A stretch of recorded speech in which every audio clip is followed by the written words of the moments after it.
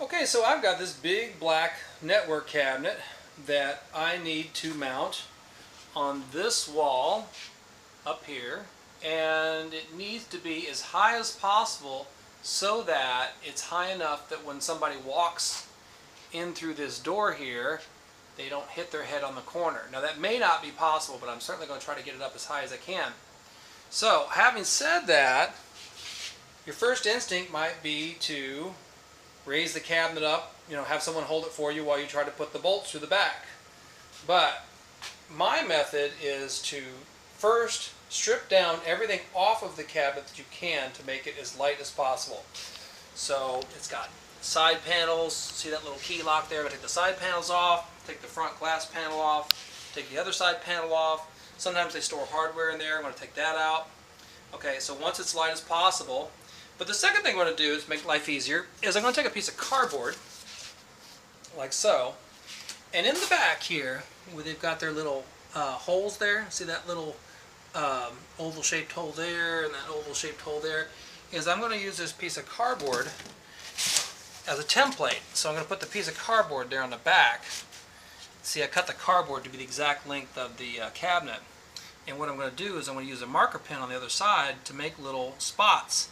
Then once I've made my spots, I'll take my cardboard cutout and I'll put it up as high as I can, or where I want it, make holes in the wall through those little spots that I drew, and then I'll have something I can hang my cabinet on rather than trying to hold it up while putting in the bolts. Okay, so I'll come back in a little bit and show you how that worked out. Okay, we're back. So now what I've done is I've used my template to cut holes. So here's the bottom ones. Basically I just drilled a hole that was about a half an inch, maybe not quite, maybe 7/16 inch, because it's large enough to put these butterfly bolts in. Now these are actually a little bit different than what traditional butterfly bolts, at least were when I was growing up. These actually go in like this, and then after you put them in, you pull them tight. There's this little collar, plastic collar, that slides down to make it tight, and then what happens is you break off the rest of the plastic. I'll show you one here in just a minute. Anyway, so I've got the top 2 bolts in. I'm getting ready to do the bottom 2 bolts, and then once all of those bolts are in and they're just kind of hanging out, I mean, I threaded them a little bit, but I needed them to hang out about 3/4 of an inch so that when I go to mount the cabinet I can slide over the top of those.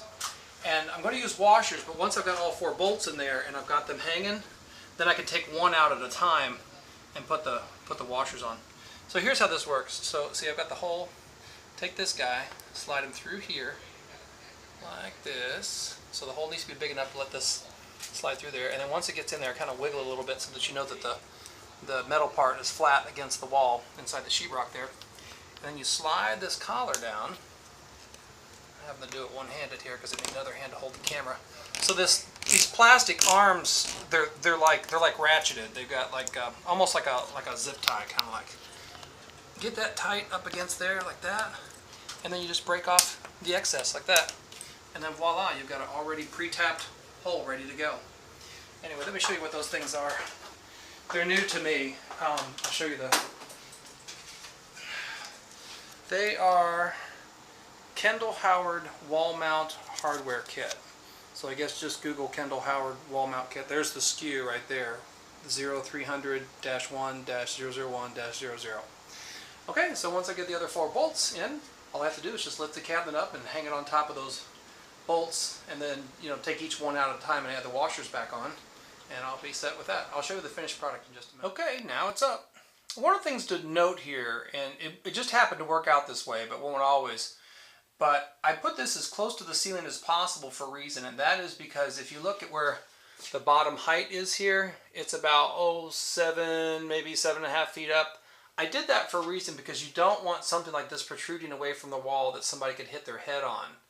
And the other thing it does is it allows the door, which is right there, to be able to swing open and go underneath the cabinet. But the former thing is the most important, is that it's not sticking out for someone to hit their head on. So as you can see, I've got it resting on those individual bolts that were sticking out of the wall. Now I've got washers that I need to add, but the way I'm going to do that is I'm going to go ahead and put the bottom ones in with the washers, and then I'll be able to take these out one at a time and apply the washers one at a time, without causing a problem with the cabinet coming off the wall. And then I'll just put the other side hardware back on, the doors and the front panel and all that, and we'll be off to the races. Okay, thanks for watching.